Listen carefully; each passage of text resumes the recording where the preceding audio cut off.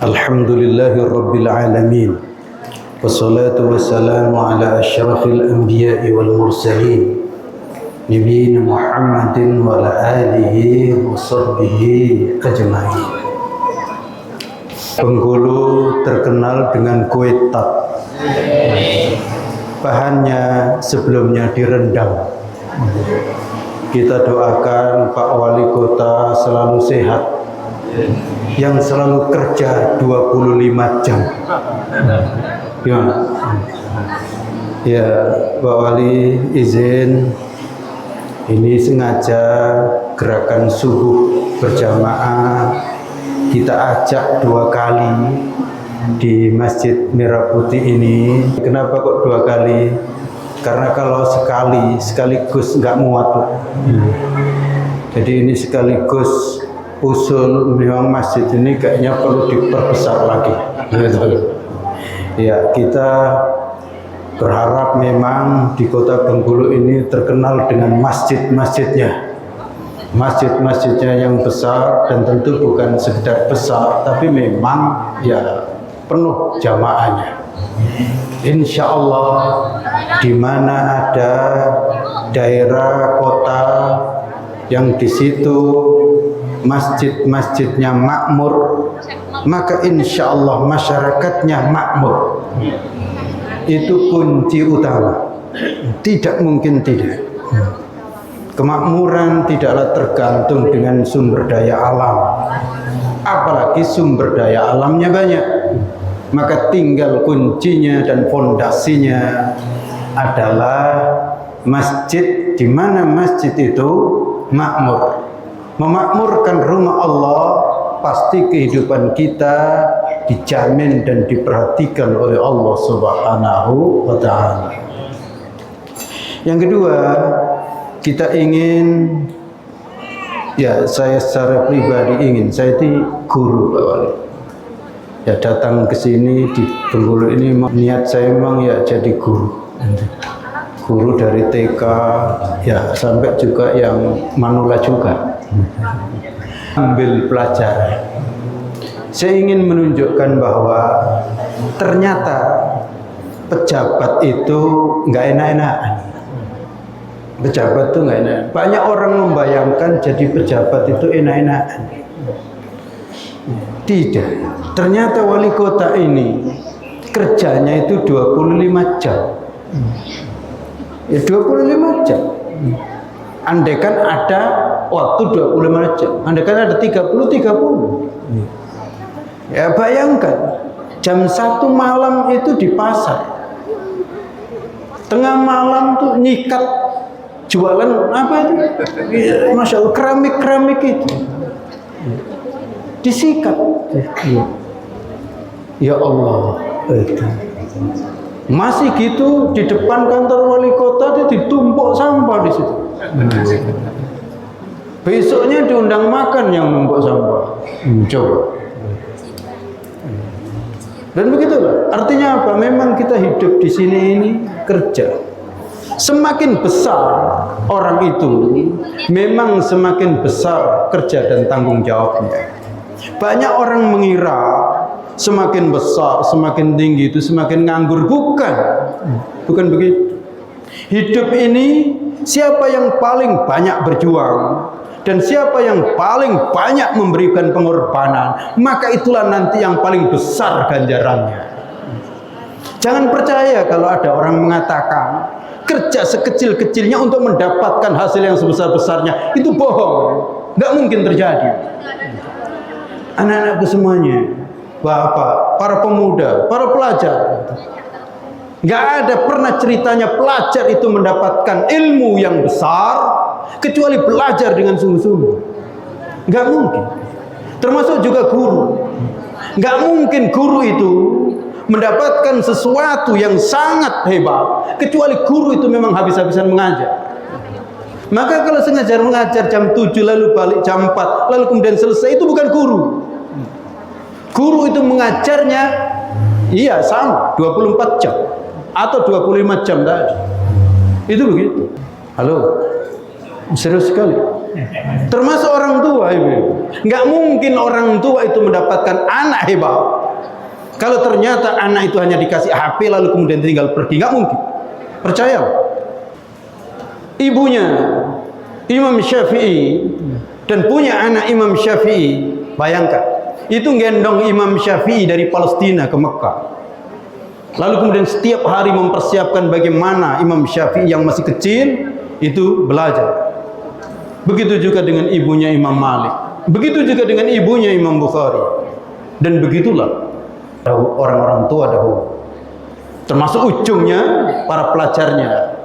Kalau pelajarnya hanya nongkrong-nongkrong saja, percayalah, nggak akan dapat apa-apa. Maka siapa saja yang menginginkan kesuksesan besar, maka harus berjuang dengan hebat dan memberikan pengorbanan. Izin, kita bukan nggak mau yang gratis, mau Pak Wali, tapi gratisan itu bukan cara orang-orang besar untuk mendapatkan kemuliaan. Ingat, tidak. Gratisan itu bukan cara orang-orang besar untuk mendapatkan kemuliaan. Dan nanti akan kita ketahui dari ayat-ayat yang dibacakan. Karena hidup ini sunnatullahnya adalah perjuangan dan pengorbanan. Bapak, Ibu, dan saudara-saudara sekalian, ya, saya sebenarnya mempersiapkan sesuai dengan judul yang ditebar. Kita mempersiapkan diri untuk mendapatkan mukjizat agung.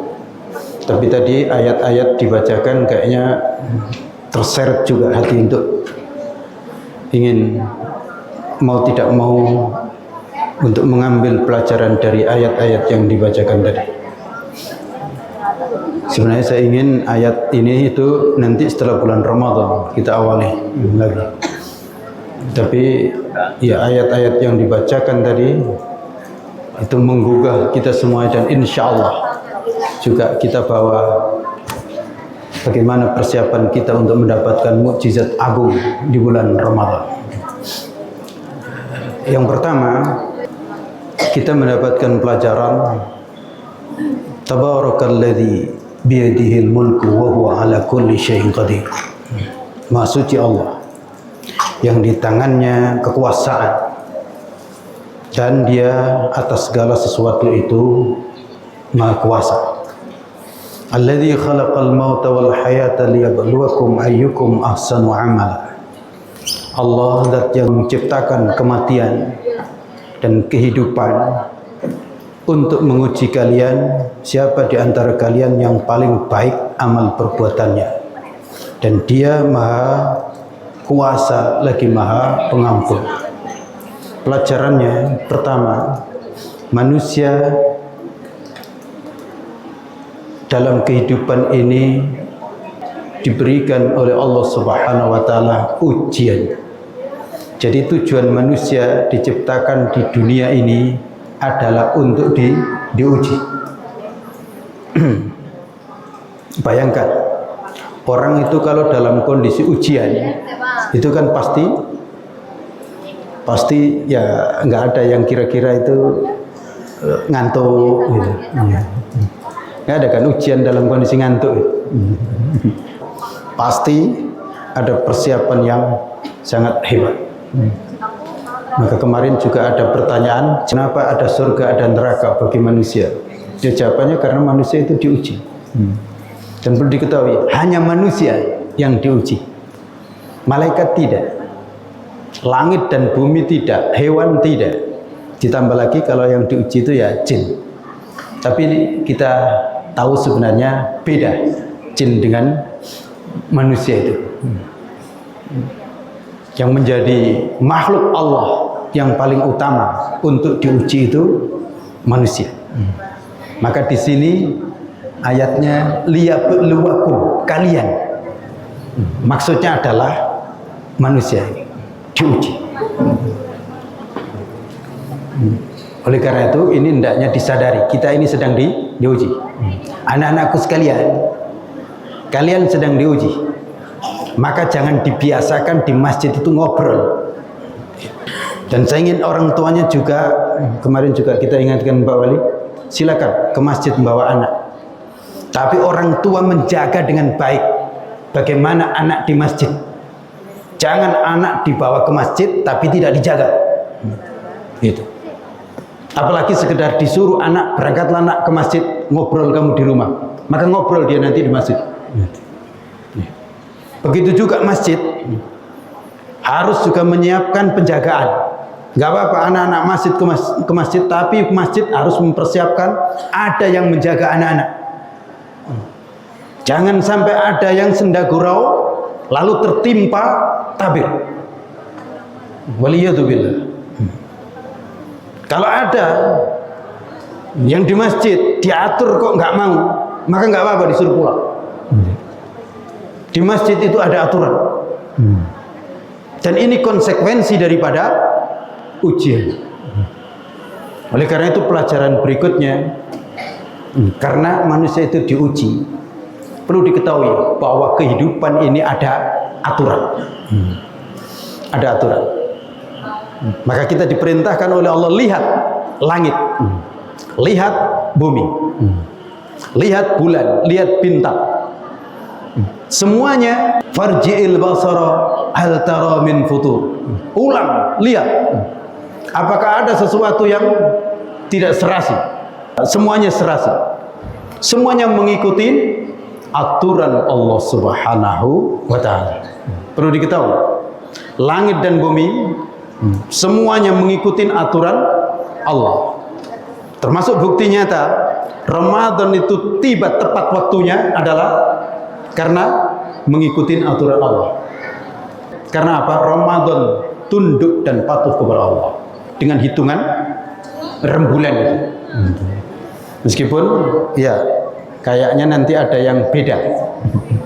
Ada yang puasa duluan hari Rabu dan ada yang puasa hari Kamis, Pak Wali. Untuk sementara begitu. Insya Allah ini bisa dipastikan begitu. Tapi nanti insya Allah hari rayanya sama. Saya juga mengatakan insya Allah dipastikan begitu juga. Ya karena memang ada ilmunya. Tapi sebenarnya Ramadan datang tepat pada waktunya. Yang suka gegeran itu manusianya. Semuanya teratur. Matahari terbit teratur, terbenam teratur, gunung teratur, pohon-pohon teratur, semuanya teratur. Ngikutin aturan. Pelajaran berikutnya, yang bisa tidak ngikutin aturan itu ternyata manusia. Paling sulit untuk ngikutin aturan itu adalah manusia. Ingat. Iya. Semuanya itu tunduk dan patuh kepada Allah. Langit dan bumi dan semuanya itu dipanggil oleh Allah. Tunduk dan patuh, terserah kalian. Mau terpaksa atau sukarela. Tapi langit dan bumi jawab, ataina ta'in. Ya Allah, kami datang dengan sukarela. Jadi bintang, planet-planet semuanya, termasuk laut, termasuk pohon, termasuk binatang, perlu diketahui. Itu datang tunduk dan patuh kepada Allah, ta'i'in, sukarela. Oleh karena itu silakan dilakukan survei di mana ada pelanggaran yang dilakukan oleh hewan. Nyaris nggak ada. Kalau ada hewan kok kawin di tengah jalan, itu bukan pelanggaran baginya. Karena juga ya biasa-biasa saja, masih normal. Nggak akan sampai digebukin. Dan kadang-kadang malu juga. Ayam jago itu ada malunya juga. Masih ya. Nggak ada yang sampai kemudian terjadi pemerkosaan dan seterusnya. Itu binatang, tingkat binatang. Kucing saja itu kalau mencuri itu normal. Paling kepala ikan. Nggak mungkin kucing itu mencuri sambil membawa kantong asoy. Nggak mungkin kan? Dan sekedarnya, sekenyangnya, nggak mungkin sampai nggak kuat membawa. Jadi normal. Karena itu tidak ada kerusakan yang disebabkan oleh binatang. Tidak. Laut tidak rusak karena binatang. Hutan tidak rusak karena binatang. Apalagi yang bobol bank, nggak mungkin binatang. Dan tidak mungkin juga jin. Ya, andai kan jin itu kayak manusia kan gampang itu dibobol bank-bank, tapi tidak. Di situ. Yang bisa melanggar itu ternyata manusia, dan yang sulit diatur itu manusia. Oleh karena itu tadi kita awali, ya di masjid ada aturan, ada aturan. Nggak mau diatur, ya dipersilakan untuk keluar diam-diam di masjid. Gak apa? Jangan coba-coba tidak ngikutin aturan di Masjidil Haram dan di Masjid Nabawi. Disuruh keluar. Termasuk benar. Di pasar nggak mau ngikutin aturan, ya udah nggak usah jualan. Benar Pak Wali. Lu di pasar diatur nggak ngikutin aturan. Dan luar biasa memang. Saya ingin sampaikan bersabar. Karena didik manusia itu berat dan sulit. Padahal punya akal. Padahal punya akal. Binatang gampang. Kita nertibkan binatang itu gampang. Saya pernah gembala kambing dan gampang. Gembala sapi gampang. Ayam gampang. Saya pernah menggembala burung merpati. Mungkin nggak tahu ribuan punya. Gampang. Waktunya pulang-pulang. Iya. Tapi didik manusia memang nggak gampang. Sudah jelas ini jualan di dalam, ya kan? Di luar ini tempat jalan, ya kan? Coba masih maksakan diri tempat jualan di jalan. Betapa sulitnya. Dan kemudian yang nertibkan sedikit agak emosi dibuang. Wah, nggak manusiawi katanya. Bukan.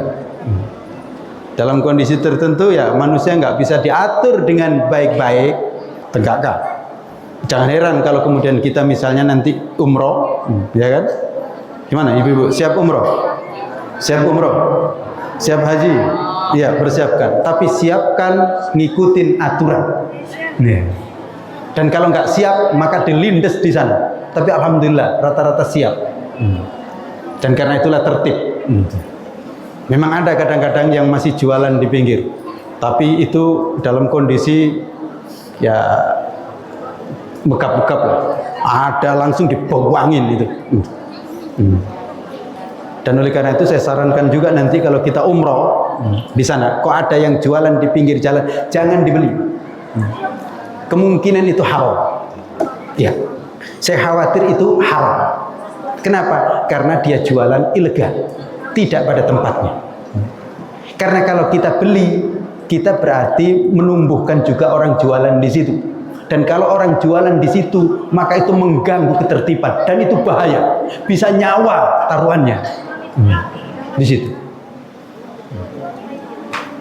Kalau pikiran kita, Pak Wali, lihat kondisi begitu kan, jualan pisang goreng, jualan pisang kan gitu. Tapi alhamdulillah nggak ada orang kayak kita di situ.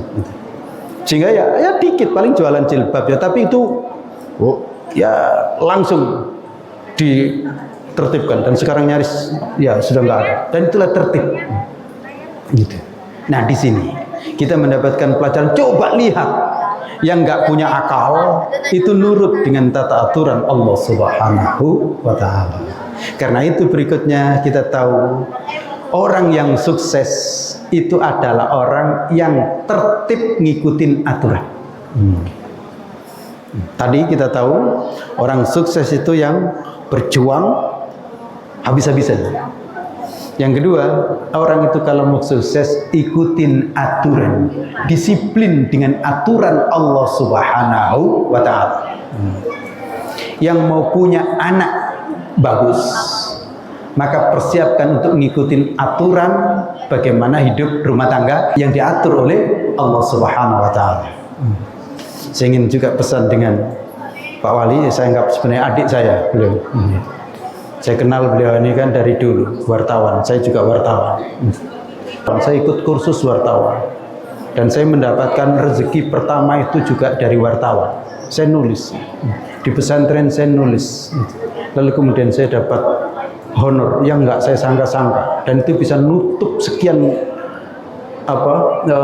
SPP yang harus saya bayar. Iya. Saya hampir nggak bisa ikut ujian Mbak Uni, karena nggak bisa bayar SPP. Tapi saya alhamdulillah dan ibu saya tenang, nggak apa-apa nak. Andaikan kok nggak naik kelas nanti nggak apa-apa, sabarlah. Kalau gara-gara itu, alhamdulillah. Nggak tahu rezeki kemudian datang tiba-tiba setelah usaha maksimal. Dan kita nggak pernah mencela guru, mencela ini. Kok pesantren nggak bisa bayar SPP, nggak boleh ujian, nggak ada. Dan saya punya juga kakak kelas, dia nggak bisa bayar itu, sehingga terus nyangkut di nggak naik. Bukan karena nggak pintar, sangat pintar, tapi satu itu. Dan apakah rugi? Tidak, karena beliau dan juga keluarganya sama sekali tidak sakit hati dengan sekolah itu, tidak sakit hati dengan guru, bahkan kira-kira menjadi anak emas di pesantren itu. Dan ujungnya sekarang luar biasa, dokter. Gitu. Ini biasa dalam hidup. Nah, salah satu diantaranya saya bertahun, dan saya malam-malam datang di kantor RB malam, jam 12 malam, jam 1 malam, karena ngejar deadline besok pagi. Ya, saya masih ingat.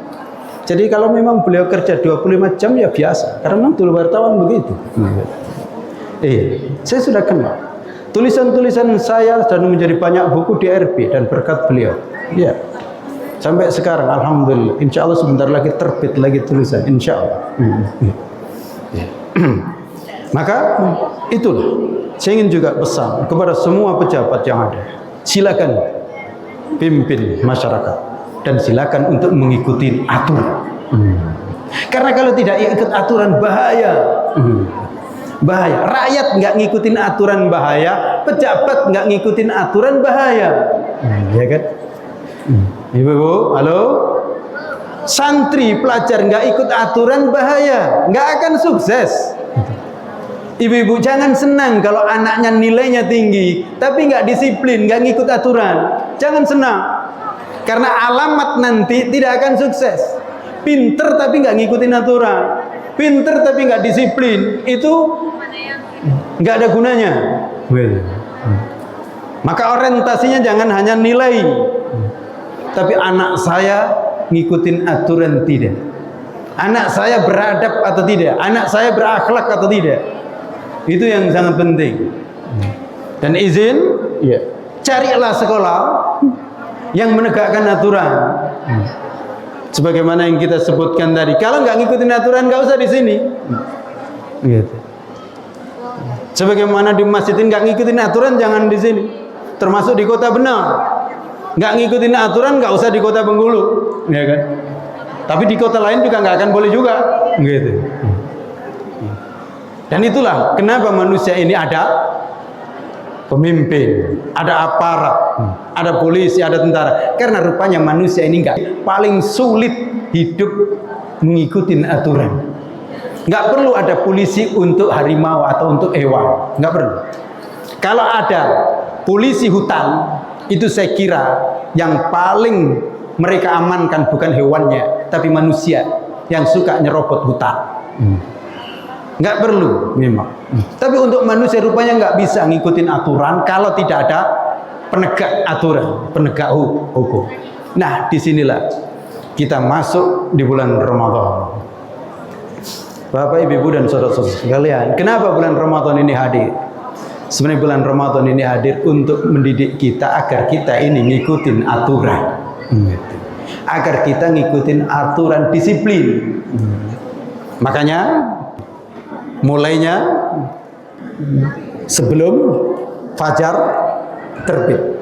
Pas fajar terbit sudah nggak boleh makan, sudah nggak boleh minum. Pas maghrib tiba gimana? Inilah manusia yang paling disiplin di sini. Gitu. Langsung makan. Memang benar. Gitu. Tapi seharusnya juga kalau berbuka disiplin, ya yang lainnya juga disiplin. Gitu. Tapi soal ini kayaknya nggak terlalu berat kita Pak untuk nyuruh cepat berbuka, kan? Paling disiplin ini. Itu. Lewat 1 menit nggak mau, dan kurang 1 menit nggak boleh. Gitu. Kurang 1 menit kok berbuka itu sama dengan yang nggak puasa total. Sama dengan nggak puasa total kan? Itulah nilai dari pelanggaran itu. padahal kurang 1 menit. Dan nggak bisa nawar, ya Allah kan kurang 1 menit, nggak bisa. Ya kurang 1 menit sama dengan kurang satu hari. Dan bahkan bukan sekedar kurang 1 hari, karena orang kalau sengaja itu nggak bisa dikodok begitu saja. Disiplin. Dan kedisiplinannya luar biasa. Jadi kedisiplinan puasa ini mengajarkan kita kedisiplinan secara mandiri, tanpa ada polisi, tanpa ada aparat. Dan inilah madrasah yang paling dahsyat. Nggak ada madrasah yang lebih dahsyat daripada Ramadan. Karena ini kan madrasah Ramadan dan itu berlaku internasional dan tidak ada panitianya. Kan nggak ada panitianya. Panitia pelaksana Ramadan nggak ada. Nggak ada. Ini agak beda dengan haji. Haji ada. Haji itu ada imam akbarnya. Ada imam akbarnya. Dan di setiap negara ya punya panitia. Tapi kalau puasa kan nggak ada panitia. Padahal ini seharusnya global, serentak. Maka insya Allah yang benar atau yang kuat itu adalah puasa ini ya serentak, global. Karena memang umat Islam ini kan global. Begitu, cuman rupanya manusia nggak mau sekarang global itu, masing-masing. Gitu. Tapi artinya di situ, inilah puasa atau Ramadan mengajarin kita untuk disiplin. Berikutnya, apa yang kita dapat di bulan Ramadan selama disiplin ini? Nah, di sini yang kita dapat itulah pedoman hidup, ilmu. Maka disebutkan tadi manusia itu di sini dikatakan sebagai ahli neraka. Artinya berarti kan gagal secara total. Itu persoalannya satu hal, tidak mau menerima pedoman dari Allah Subhanahu wa ta'ala. Apakah tidak datang kepada kalian nadhir? Mereka mengatakan qalu bala, datang, tetapi kami fakadzabna, kami dustakan, dan kami nggak mendengar, dan kami tidak berakal, gitu. Oleh karena itu kita dididik di bulan Ramadan itu untuk menerima wahyu, menerima wahyu. Jadi Bapak, Ibu, dan saudara-saudara sekalian, Ramadan itu madrasah, lembaga pendidikan, artinya yang menjadi menu utama, kurikulumnya, pedomannya itu Allah kasih kita Al-Quran, gitu. Ini, maka sebenarnya ya, intinya di sini.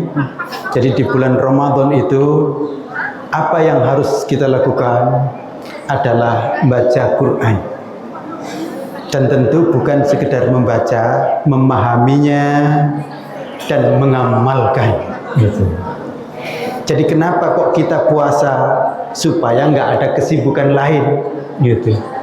Supaya nggak ada kesibukan duniawi sebenarnya.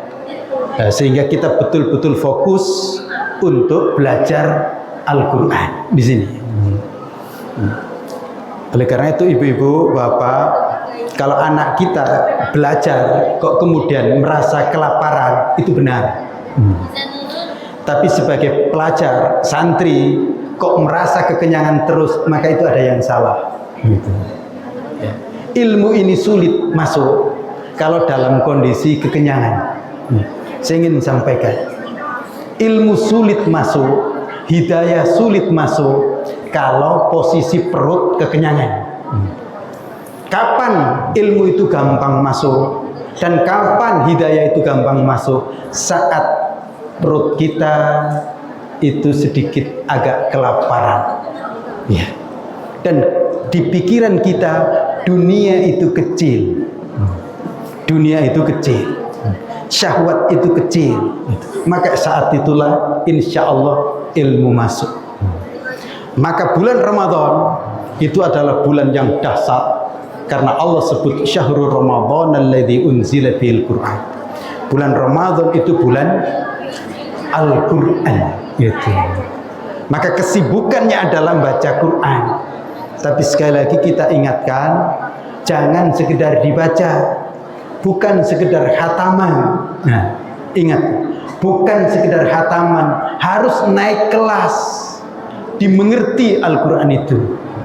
Lalu tentu saja diamalkan.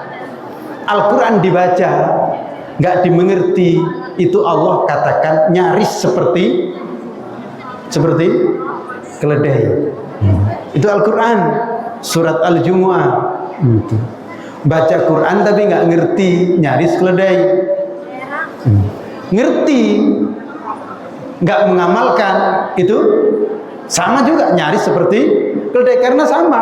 Baca nggak ngerti dengan ngerti nggak diamalkan itu sama. Ingat, baca nggak ngerti dengan ngerti tapi nggak mengamalkan itu sama. Tahu ini benar tapi nggak dilakukan, tahu ini salah justru dilakukan, itu sama, bahkan lebih berat. Lebih berat. Orang yang nggak tahu kok nggak mengamalkan, itu masih mending dibanding dengan orang yang tahu tapi nggak mengamalkan. Orang tahu melanggar itu berat. Gitu. Izin Pak. Pejabat melanggar itu lebih berat daripada rakyat yang melanggar. Gitu. Iya, hakim melanggar itu lebih berat daripada rakyat melanggar. Intinya orang yang tahu melanggar itu lebih berat daripada orang yang tidak tahu melanggar. Tapi sebagai manusia nggak tahu itu buruk. Karena apa alasannya? Kalau kambing nggak tahu nggak ada masalah. Tapi kalau manusia nggak tahu itu bagaimana? Wong sudah belajar kok nggak tahu. Nah di sini, Bapak dan saudara-saudara sekalian, Nabi bersabda, "Ma minal anbiya'i nabiyyun illa u'tiya minal ayati ma mislu amana alaihi al-bashar." Tidak ada seorang nabi pun kecuali Allah kasih mukjizat yang dengan mukjizat itu manusia percaya. Lihat betapa manusia ini luar biasa ya. Maksudnya luar biasa beratnya. Nggak ada mukjizat itu nggak percaya. Nggak percaya dengan Nabi kalau tidak ada mukjizat. Padahal rata-rata manusia itu tahu Nabi itu baik, paling bagus. Jadi manusia ini nggak percaya dengan Nabi kalau Nabi itu nggak ada mukjizat. Karena itulah Allah kasih mukjizat. Itu pun masih banyak nggak percaya. Betul. Mbak Wali. Karena itu, kalau ada orang kok lebih percaya dengan pembohong daripada orang yang jujur, gimana? Ya memang begitulah. Gimana? Yang jujur dipercaya atau yang bohong lebih banyak dipercaya? Pembohong nggak perlu pakai bukti dipercaya. Anak-anakku sekalian, hari ini banyak anak-anak itu nggak percaya dengan orang tuanya. Masya Allah, ngeri saya. Dan terus terang saya paling sedih kalau seperti itu. Bagaimana anak nggak percaya dengan orang tuanya, sementara dengan kawannya yang baru kenal langsung percaya? Bagaimana anak nggak percaya dengan gurunya, tapi dengan orang di jalan langsung percaya? Terus terang, di antara yang saya merinding itu kalau ada anak nggak percaya dengan orang tuanya. Kalau ada anak lo kok membuat repot orang tua, merinding saya. Karena iya, anak nggak percaya dengan orang tua itu mirip anak nggak percaya dengan Nabi. Anak nggak percaya dengan guru itu mirip dengan anak nggak percaya dengan orang tua. Karena tiga orang ini sulit untuk menjerumuskan. Nabi nggak mungkin menjerumuskan. Orang tua pada umumnya nggak mungkin menjerumuskan anak. Dan guru juga begitu. Waspada. Makanya nggak ada orang sukses kecuali orang itu hormat sama ayahnya, sama ibunya, hormat sama guru. Dan memang puncaknya kepada Nabi. Maka waspada anak-anak. Cek orang tua ini kira-kira senang atau tidak. Kalau nggak senang, masya Allah, segeralah minta maaf. Iya. Jadi manusia ini ternyata nggak segera percaya dengan kebaikan, nggak segera percaya dengan kebenaran. Nabi itu sudah jelas paling baik, tapi nggak dipercaya, maka dikasih mukjizat oleh Allah. Dan itu pun tidak langsung dipercaya juga, meskipun sudah ada mukjizat. Gitu. Tapi kalau sudah dikasih mukjizat, nggak percaya juga, disinilah manusia nanti tidak bisa lagi punya alasan untuk tidak percaya dengan Nabi. Gitu. Nggak bisa lagi, sudah mentok sudah. Untuk kambing nggak perlu dikasih bukti terhadap kebaikan dan kebenaran. Dan Nabi mengatakan, wa innama kana alladhi utituhu wahyan.